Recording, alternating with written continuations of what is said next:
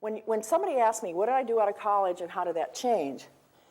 Well, let me tell you, the first thing I did out of college is try to figure out how in the frig am I going to pay all these debts back? So what I really worried about was just making money. And I made $725 a month.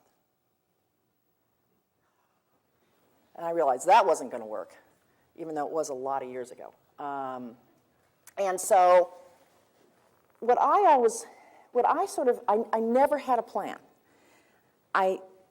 In fact, one of the things I loved about Ed McCracken at SGI is he always said if you do a plan, you kind of limit what the possibilities are.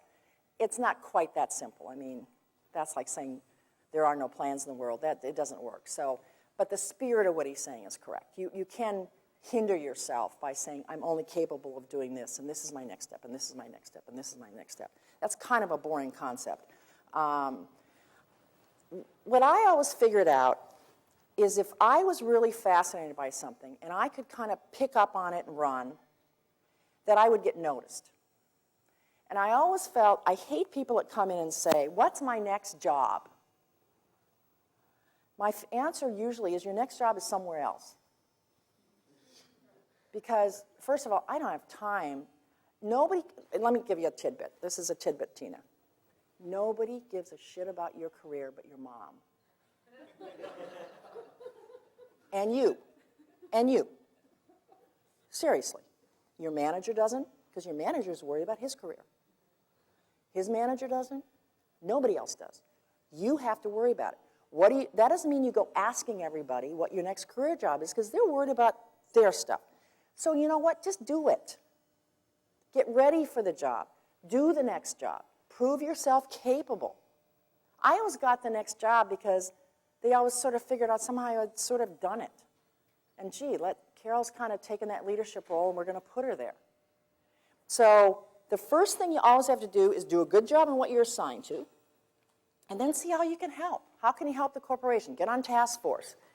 You know, assign yourself to other groups. Do something that shows people that you're interested and that you, therefore, are a viable asset.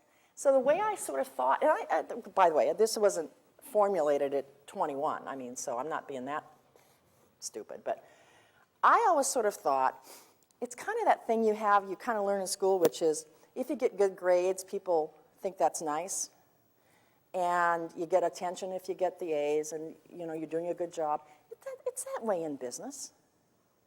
You know, you don't have to toe the line and be a yes person, but you're doing a good job, you're interesting, you're thinking about things, and you're just trying to help the organization out.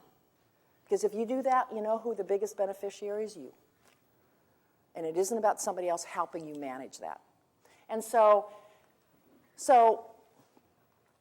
I don't think I actually changed that much during the time. I never in 1,000 years thought that I'd be a CEO. I mean, the town I grew up in had 800 people.